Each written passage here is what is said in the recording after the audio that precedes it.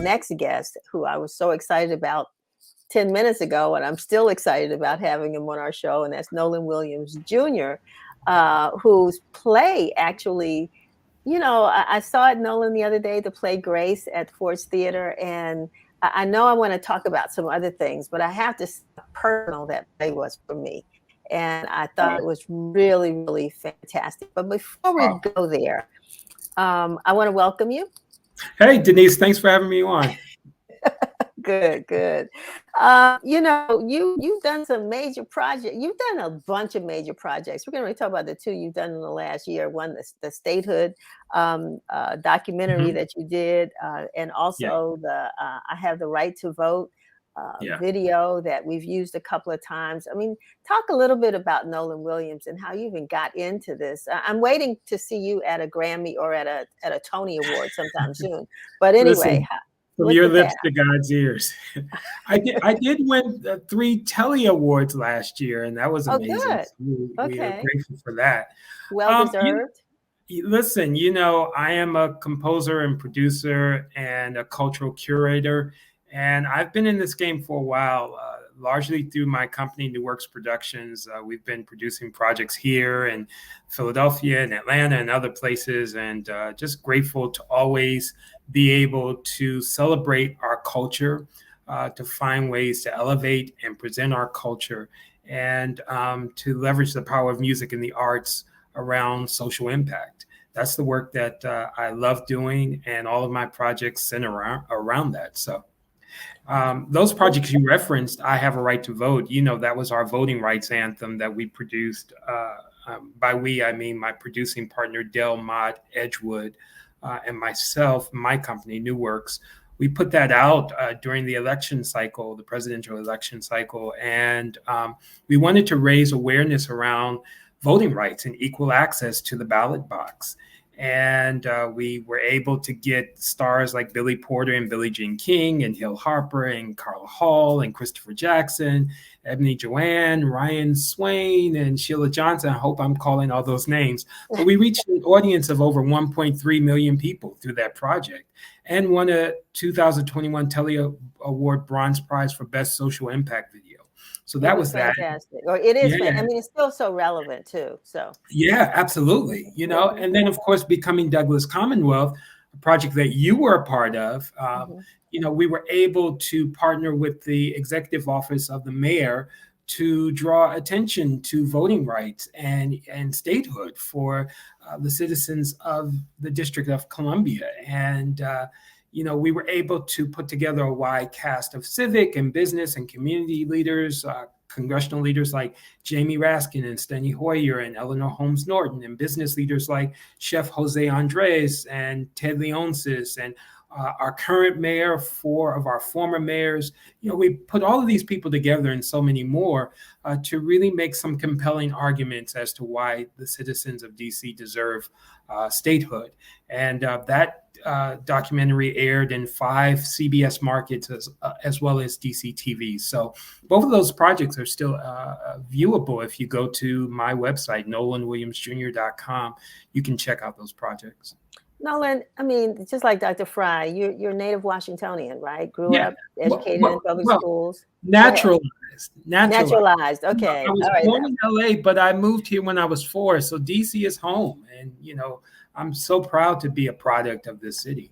But what was the evolution? How did you get from, the 4-year-old, kindergartner or first grader, and now, a 4-time Telly Award winner? I mean, what was that path like for you? It's been a slow and steady journey. I always say, I talk to young people, and very often I find that they want to run, to use a track metaphor, they want to run dashes. Like they're really interested in getting where they're trying to go as fast as possible. But I've always seen my life as a marathon. And, it's the slow, steady stream of work. It's the consistency. It is the work ethic that has to be impeccable. It's the standard of excellence.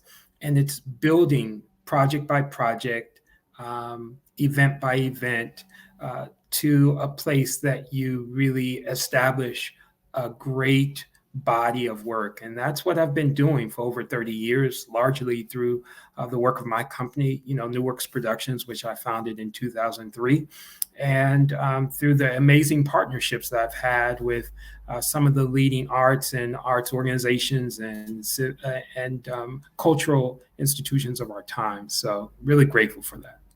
So this marathon that you're on has now taken you, which, I mean, you're no stranger to any theater in the nation's capital, but now on the stage of Ford's Theater, you are Yes. wowing audiences with a new production called Grace. And we want to talk a little bit about that, but I want to get deeper into it. But I want to know, what was your inspiration behind this production? Grace is all about celebrating food, family, legacy, and culture. And the real impetus came from a former mentor of mine, Stephen Newsom, someone that you knew, former director, Smithsonian director, who's no longer with us. But Stephen was the one who said, Nolan, I think you need to do something around African-American food traditions. And I was like, Stephen, I'm not a foodie. But what he knew is that I was a history buff. And sure enough, once I started to unearth the history of our food traditions and our foodways, the history really started singing to me in a way that I didn't originally know what I was creating. I just followed those impulses and started writing music. And lo and behold, 8 years later, here we are. It's a full-blown book musical, thanks to the brilliant direction of Robert Barry Fleming and the brilliant co-authorship of the book by Nicole Salter, really, and the amazing partnership of my producing partner, who is Del Mott and his company Edgewood. So that's what the show kind of, that's how it's evolved. And let me say this also, that there are works that inspired this, the history, and we're seeing the history being unearthed more now with projects like High on the Hog on Netflix. What was really not voiced or talked about much is that the culinary industry in this country was established by African Americans, because at that time, cooking was considered a demeaning form of work. And so it was Black folk who were in kitchens that were creating these traditions. And it's wonderful that folk like W.E.B. Du Bois documents this. So in his book, The Philadelphia Negro, we discovered that there were these early pioneers, these men and their wives and families that were establishing the culinary industry in and around Philadelphia. And from having seen the project, those names are Bogle, Augustine, Prosser, Dorsey, Jones, and Minton.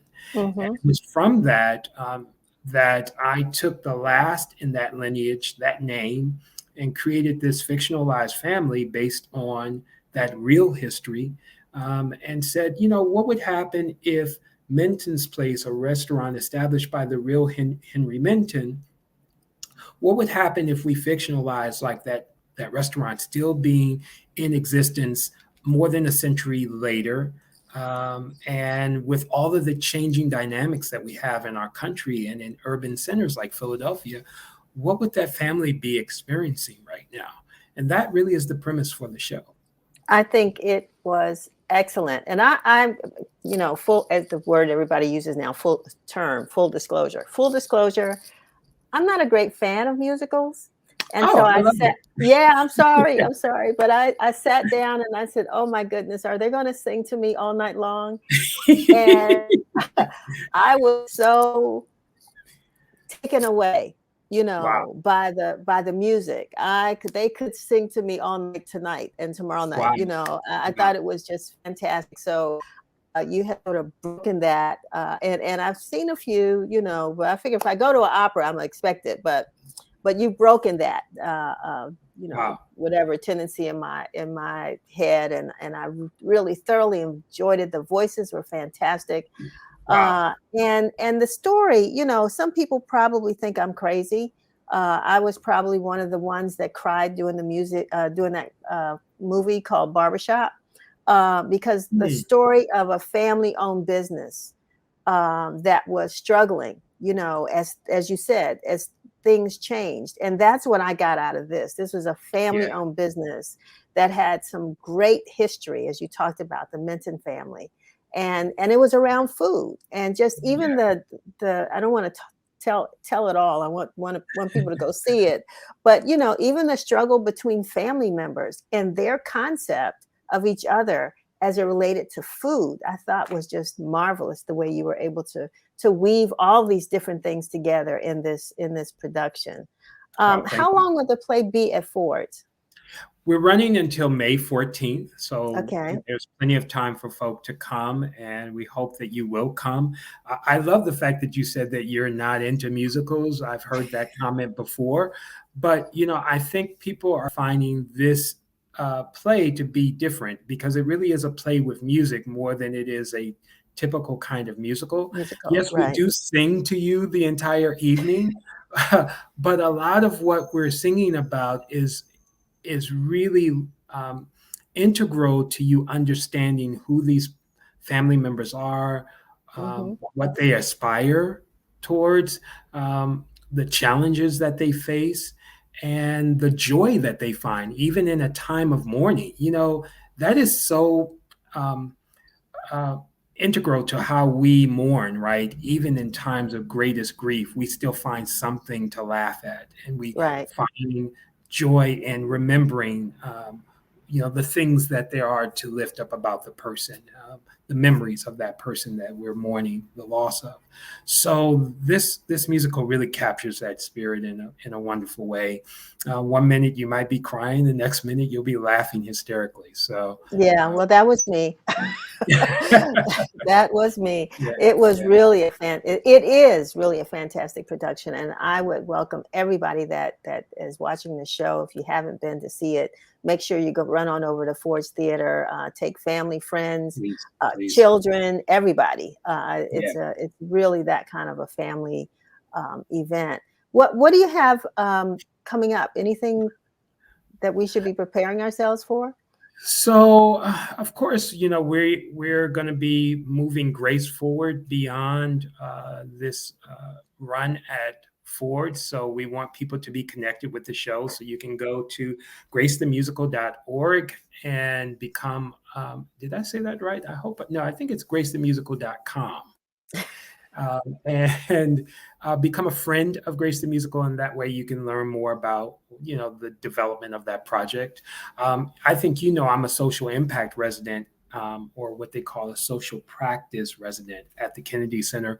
So Right. I'm going to be developing programming even beyond Ford's, all centered around African American foodways and food traditions. So folk can look out for that. Really excited about the opportunity to deepen the conversation about this history and about this celebration of our culture. And then in the immediate, I'm actually premiering a new song that was commissioned by Washington Performing Arts and the Choral Arts Society for their upcoming concert at the Kennedy Center called Living the Dream, Singing the Dream. That's coming up on April 10th. So folk can come check that out. I've written a song called We Are the Ones to Heal Our Land. And yeah, that's going to be a moment. And then my company, New Works Productions, is partnering with Choral Arts Society to produce the East Coast premiere of Damian Jeter's An African American Requiem that will Mm. also be taking place at the Kennedy Center on Monday, May 23rd. Right before the pandemic, I think you know this, I formed an orchestra through my company, the New Works Philharmonic Orchestra. So we're reviving that orchestra. And our New Works Voices of America choir will join with the Choral Arts Society and other voices. And that will be an amazing experience. Damian Jeter is a brilliant composer, and we're so excited to bring his work to the East Coast. That really speaks to the plight of African Americans in these days and times. So, yeah, that's on May 23rd at the Kennedy Center. And then I'm developing a few other musical projects. So beyond that, just sitting around twiddling my thumbs, I was trying to about to say, this is a put man. I purpose in mean, my you are a gift to us here in Washington D.C. I'm sure a man who never sleeps. You got just sort of creative thoughts always in your head, and we're so honored and blessed to be a beneficiary of everything that you've been producing. It's just been fantastic. Thank you so much. Don't overdo it, get some rest, but at the same time, keep it coming, because we certainly do appreciate everything that you have produced over your lifetime, actually. So again, we want folks to go see Grace. The audience was full the other night of chefs. Yeah. It was good to see Chef Rock and some of the other folks. I think the two Cheesecake Sisters were there. And yes, they were. And so it was good to see folks in the food space coming to enjoy Grace. So absolutely.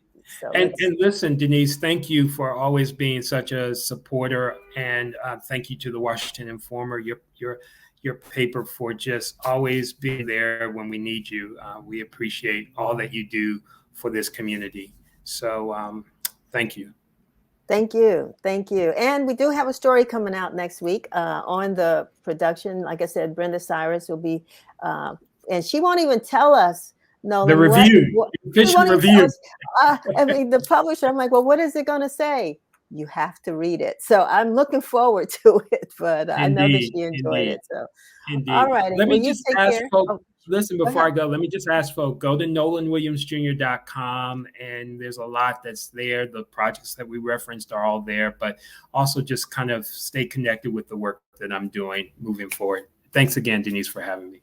My pleasure. My pleasure. And good luck. Just hang in there. Thank you. All right, blessings. Bye. All righty. Where do you come to get